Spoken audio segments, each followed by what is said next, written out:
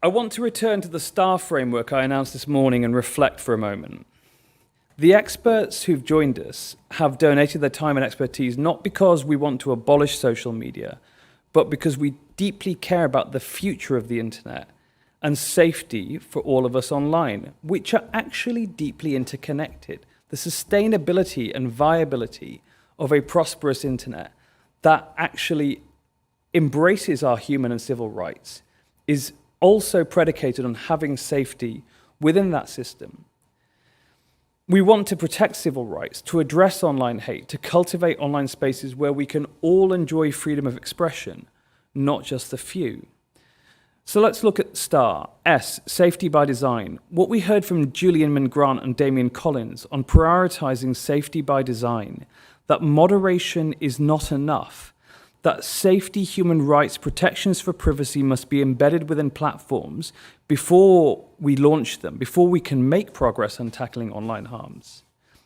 Cynthia Miller-Idris said, part of the problem is that we have an information ecosystem where propaganda and disinformation isn't a destination that people have to seek out, but is made more available to you.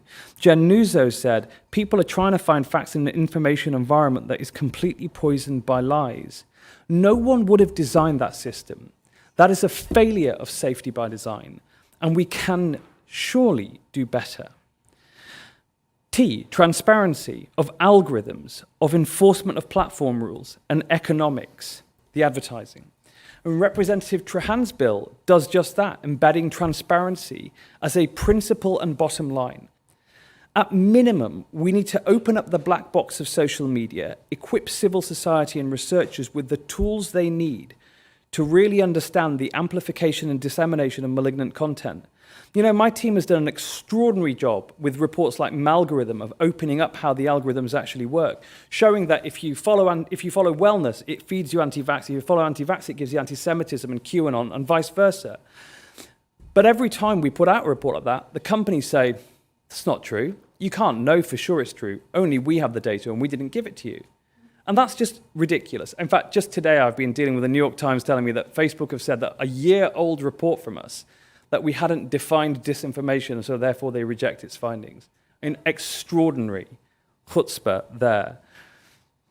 A, accountability to democratic bodies and judicial institutions. I think Rashad encapsulated this perfectly. He said, we just have to get very clear. Self-regulated companies are unregulated companies. We need more public accountability for super spreaders of misinformation. We need an accountability structure that goes beyond the platforms. We need a whole of society set of solutions. Marianne Franks is right. The deference and the preference to the tech industry needs to end if we're going to make any change. We need a regulator to fund and provide the FTC with the staffing they need, as Representative Trahan has detailed in her bill. This is already being achieved in the UK under the Online Safety Bill, and Damian's far too modest. He has been the greatest champion of online safety legislation in the UK, without whom it would never have gone through. He's a real hero in my eyes. These are American companies. It's time for the US to get off the sidelines, though, as Representative Trahan said. And finally, R, responsibility of platforms and their senior executives. Again, Maria said, there's power in money. Why were the systems created? Power and money. The systems polarize by design. Sophie Zhang said, ultimately it's important to remember that Facebook is a company. They want to make money. To the extent they care about protecting democracy, it's only when it benefits their bottom line. So let's help that be true.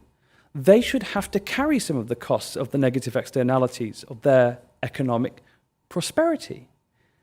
And by disincentivizing the production of harms, by shifting some of the economic burden onto them, we can have more responsibility and the correct incentive structure within those companies. So their fiduciary duty is actually to embed those civil rights and protect human rights at a global level.